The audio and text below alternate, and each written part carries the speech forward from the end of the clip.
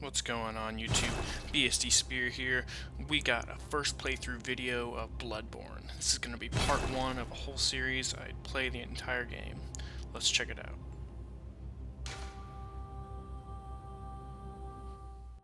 Oh, yes. Pale blood. Well, you've come to the right place. Yharnam is the home of blood ministration. You need only unravel its mystery. But where's an outsider like yourself to begin? Easy, with a bit of Yharnam blood of your own. But first, you'll need a contract.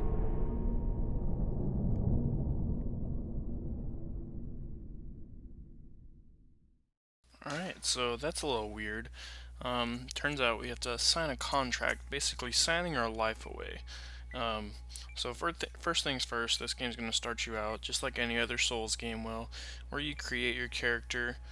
You have several choices, options you can do. I'm not even going to mess with most of them because most of the time you're wearing armor or helmets, stuff like that. So it doesn't even really matter what your face looks like. What matters is the origin you choose. You have several different choices here, all different skill sets, different levels, different stats.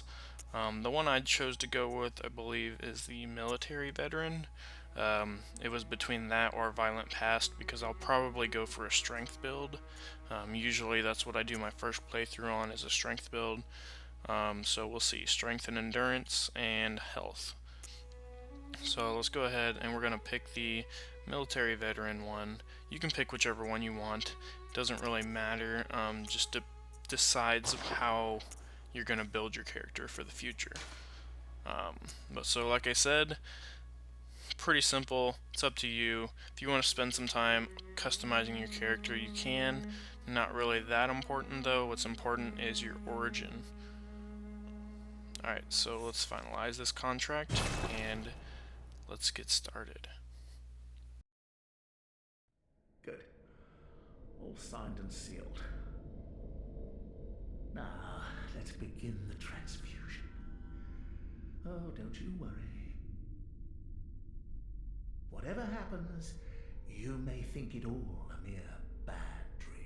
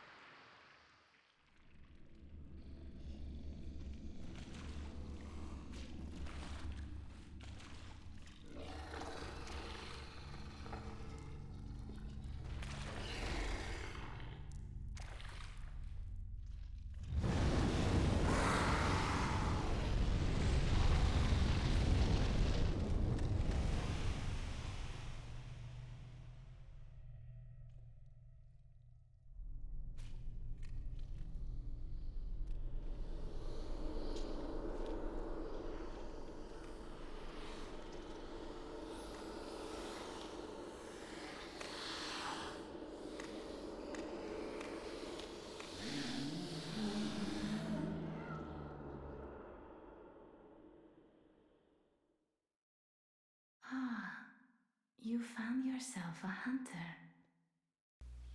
Alright, so starting out, that was pretty freaking weird, not gonna lie. One thing I do like so far though, it seems like this game's gonna be a lot more story-based, story-oriented, and story-focused. So I'm really excited about that. Yeah, what's up guys? BSDspeer here. And so yeah, let's go ahead and get started. We're gonna go through this first room. Nothing really in there, just there's going to be notes along the ground. Don't really worry about them. The tutorial isn't in this area if that's what you're looking for. The tutorial is going to be in the next area that we show you. So as you can see, R1's gonna be your right-handed weapon, L1's your left-handed weapon. Same like Dark Souls and Dark Souls 2. You will find, however, that if you're used to Dark Souls and Dark Souls 2, this game's gonna shake you up a little bit. Keep you on your toes, I'm not gonna lie. So here we go, let's karate chop this dog and go around. I killed him before, I had to re-record stuff, so I already know this part. And he just murks me like no other. So there you go. My first death. Actually, to be honest, you have to die in that first part. You can get past this area, but you can't get past the next area. So you kind of have to die in order to come to this location. So unlike Dark Souls where you would die and you'd return to the checkpoint, if you die, you do return to the checkpoint, but this is basically a location off of the map that you can do side quests and missions and stuff like that. So once you do get here, first thing you want to do is come up here and accept gift from messengers. They're going to be leaving you gifts. You get a choice of 3 weapons. I chose to go with the Hunter Axe, and I've seen gameplay of it. I haven't seen any other gameplay, so I'm going to keep that a secret. Maybe eventually I'll be able to choose something different. I really wanted to go with the blunderbuss, but the pistol has stronger attack damage, and that's what I'm looking for. Alright, and then we get our third item, is going to be our notebook, and that'll allow us to leave notes on the ground for anyone else playing. So if you're not familiar with that, let me know in the comments section below, and I can fill you in on how that works. Okay, so if you go to this gravestone, it's going to warp you back to Isofka's clinic. Probably butchered that. But this is going to be your first lantern. The lanterns act as your bonfires and checkpoints in this game. So lantern to lantern, that's what our videos are going to be. We're going to focus on boss fights, mini boss fights, tips and tricks, basically anything to help you survive this nightmare of a game. And this game is a beast so far, let me tell you. I'm really excited about doing this series and making this YouTube series along the way as playing it so that you guys can enjoy it just as well as I can. Alright, so right there I just equipped, just hit options, and it's real simple. There's no laggy loading times, there's no awkward fighting through inventories. It's very nice and clean HUD display so that you can just equip your stuff and go. Alright, so blood echoes. This is going to be your souls that you have to retrieve. Now what's interesting about this game is if an enemy kills you, and this is as far as I've seen so far, unless it's a boss, if an enemy kills you, they take hold of your blood echoes. So you have to kill them to retrieve your blood echoes, which is definitely interesting compared to Dark Souls and Dark Souls 2, because it would just be like laying on the ground somewhere random. So I think that's one part that's really, really interesting and awesome about this game, because the enemies aren't always in the same spot. They spawn in the same location, but they're like wandering around on certain paths and stuff like that. Alright, so we're gonna open up the gate. There's a few items in here, some bullets, as you can see. Up in the left, top left, you can see red bars are gonna be your health, green's your stamina. Right under that is your blood vial potions. Now, that's another thing that's different about this game. You have actual potions, and they act just as regular health potions. But it seems like you can only hold 20 at the beginning. Maybe you'll be able to upgrade it, I'm not sure yet. Same thing with bullets, you can only hold 20. Bullets in this game I don't think they're meant to do heavy damage. I think they're meant as an alternative to not having a shield. So you basically can stun enemies for a brief second and then get a quick hit on them. But we'll get more into details as I progress throughout this game and I learn more about it so that we can learn together. So again, if you guys have any questions, just let me know in the comments section. I'll be more than happy to reply. Alright, so this area is pretty clear. one big part of this game is exploration. Take it at your own pace. There's another blood vial potion. You really don't want to overlook anything, so especially at the beginning, learn the map, learn where you're going, that way you don't get lost, and you can get along from there.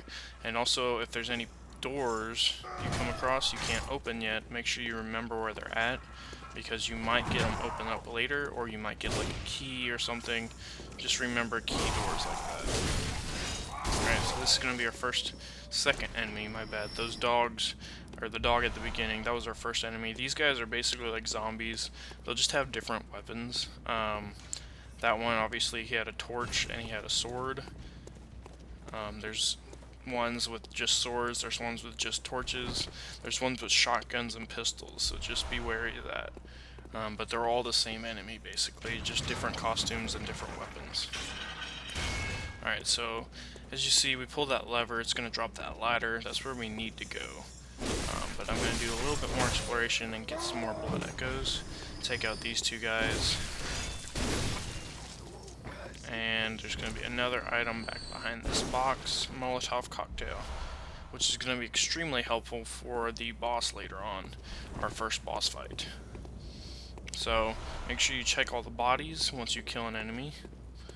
Don't want to leave anything behind, because every item in this game is very crucial.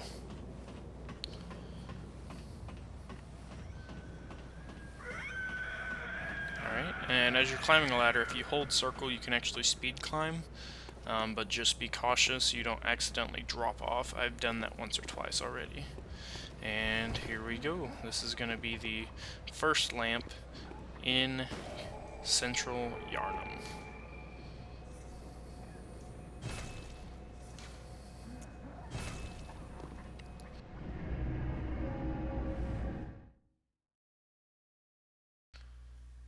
Alright, so now it is time.